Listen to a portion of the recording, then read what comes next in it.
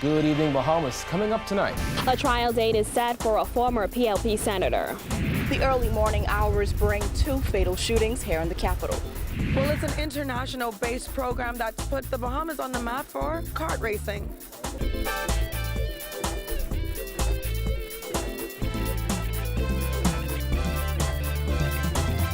Our news is brought to you by Alive, the nation's newest and best LTE network. Good to be alive. Welcome to our news and thanks for joining us. I'm Kyle Joaquin. Topping news tonight, a trial date has been set for former chairman of the Public Hospitals Authority, Frank Smith, who was arraigned last month on bribery and extortion charges. Chief Magistrate Joyanne Ferguson-Pratt called it a matter of national importance that needs to be completed before the end of the year. Jasmine Brown was in court and has the details. A smiling Smith returned to court today for that status hearing, where it was revealed that his 3-day trial will begin at the end of November. Smith was accompanied by nearly half a dozen family members, including his wife and father. The former senator entered the courtroom just before 10 this morning. During that status hearing, the chief magistrate told the defense and prosecution that the matter would be heard in her court. She told both sides that she intended to clear her court schedule because she viewed the matter as one of national importance. She also warned that she will not entertain vexatious and frivolous delays and insisted the case is a serious matter that needed to be resolved. Smith was arraigned on July 21st on 1 count of bribery, 1 count of attempted extortion, and 13 counts of extortion. According to court documents, it is alleged that in Smith's capacity as a public servant, he solicited $5,000 per month from Barbara Hanna in procurement of a contract with the Public Hospitals Authority. Smith is expected to return to court for the start of his 3-day trial on November 28th. Ferguson-Pratt is expected to deliver her ruling on December 11th. Smith is being represented by attorney Damien Gomez QC, while Anthony Delaney is leading the prosecution. Reporting for our news, I'm Jasmine Brown. An accountant from the Ministry of Finance was charged in the magistrate's court today with 11 counts of falsification of accounts, 10 counts of stealing by reason of employment, and 1 count of attempted stealing by reason of employment. James Anwar Johnson is accused of stealing $445,966.42 in cash from the Ministry of Finance between December 2016 and April 2017. The 27-year-old youth pastor is also accused of attempting to steal $41,115 during the same period. It is also alleged that Johnson falsified payment records to VMMS Business Services to the tune of $530,337.69 during the same period. It is alleged that others were involved. However, Johnson was charged alone. Chief Magistrate Joyanne Ferguson-Pratt said Johnson's handcuffs appeared to be uncomfortable and asked officers to handcuff him from the front because he is heavy-set.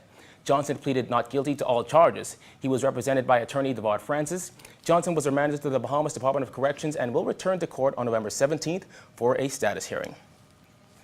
Well, 16 employees from the Ministry of Tourism were terminated today in keeping with the ministry's reorganization and strategic planning exercise. The ministry confirmed in a statement this afternoon that the decision was made to send home 13 employees in New Providence and 3 employees from the Bimini office. These layoffs come weeks after the ministry sent home 9 employees on Grand Bahama. Earlier this month, officials revealed that cost-cutting measures must be taken to create a leaner, more streamlined and efficient organization. Officials added that it would be irresponsible and counterproductive to continue with operational costs outweighing the available market budget needed to execute the ministry's primary mandate. In other news, homicide detectives had a very busy morning after receiving reports of a body discovered on a track road and another body discovered in a parked vehicle. Georgia Bain reports. Police were called to 2 separate incidents here in the capital where gun violence has left 2 men dead, one in the Hospital Lane area and one here in Step Street. The girlfriend of one of this morning's murder victims was inconsolable as onlookers broke the news to her that the body discovered on a track road off Step Street was her longtime boyfriend. Family members on the scene say he is Andrew Ferguson, affectionately called Yellow.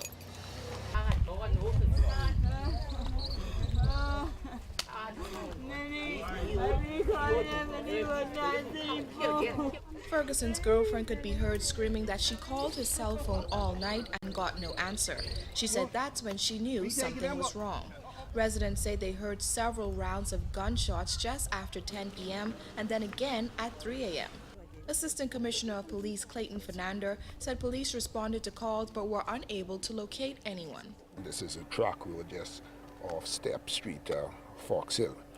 The lifeless body of a male appeared to be in his late 20s were found through this track road with apparent gunshot wounds to the body. And neighbors also, after 3 a.m. this morning, heard shots. And it wasn't until this morning that they came and discovered the lifeless body. We also have a name with respect to this deceased person, but we want to respect family. According to Ferguson's cousin, who did not want to be identified, she believes the person responsible was jealous of her cousin, who recently returned from a successful fishing trip. As far as you could go, he's go, and by the bar have himself a drink and his girlfriend. We call him to Bonnie and Clyde. He hustle a meal. He hustle a meal for her. She hustle a meal. She hustle for him. He don't bother nobody. He don't have no enemies. That's just how they live. Nice people is my cousins, from first cousin to second cousin. Yellow don't bother nobody. Yellow going to sea, come back. It hurt me. My baby daddy just buy a bag of come from him, and the day before yesterday when he come back off the sea. You understand? I call him this morning and tell him, they just find my cousin who you buy the conch from. He say, my God, I ain't eat the conch yet. The family is now faced with the daunting task of delivering the news to Ferguson's 10-year-old daughter, who just left the country to go back to school shopping with her mother. I don't know. My cousin never walked through here.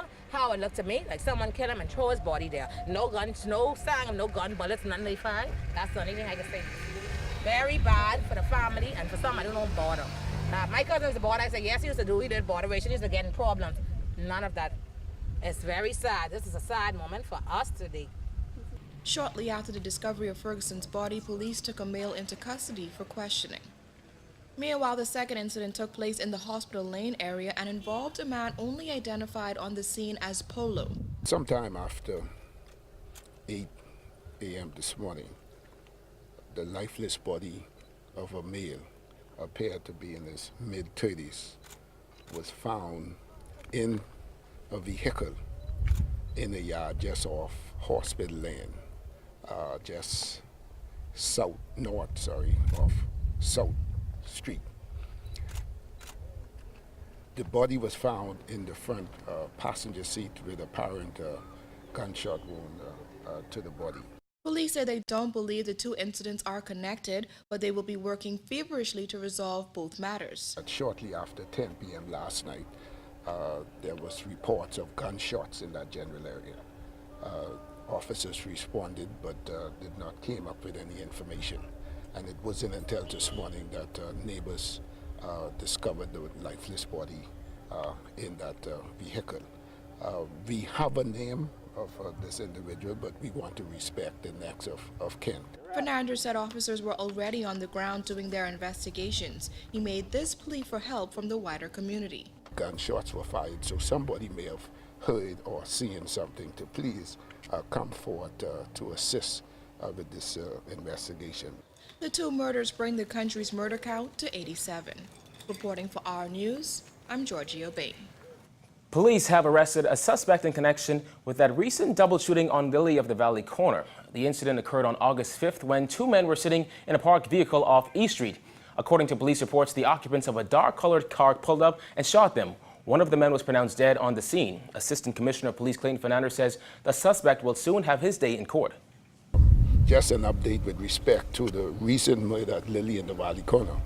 We have an individual in custody who is assisting the police with the investigation, and we expect charges to be brought later on this afternoon or first thing on Monday morning. The Assistant Commissioner says he fully supports the idea of having closed-circuit television in areas considered to be crime hotspots. Well, I always support the CCTV in the crime hot areas. I support that fully, and that is being addressed. It's being addressed? Yes. But I support CCTV in the crime hot area. I support that fully. Well, prompted by an increase in theft via card skimmers and automatic teller machines, police are urging the public to be more vigilant. Here's a story you may want to see before going back to the ATM. Police say local criminals have been getting more and more creative. If you look at it, you can see there's really, like a normal machine. You would go, take your card, slip it in there, put in your PIN code, and that's it, right?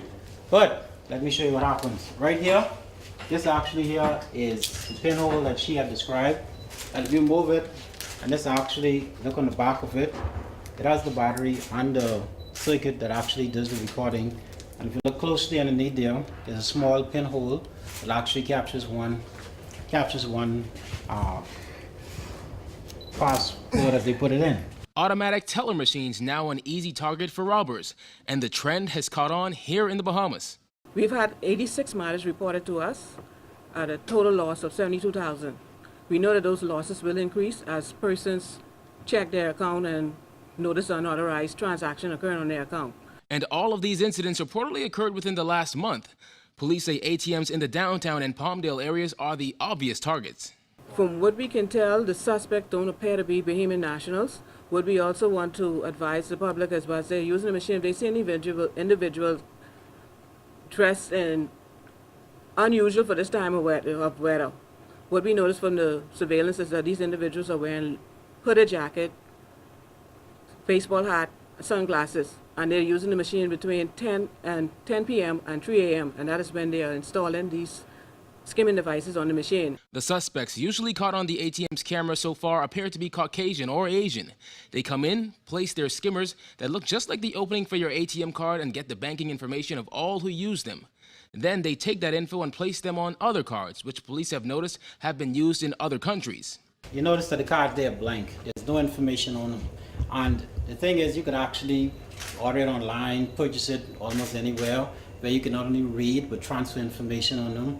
And just the magnetic strip here, and then of course they would put the individual PIN code on it.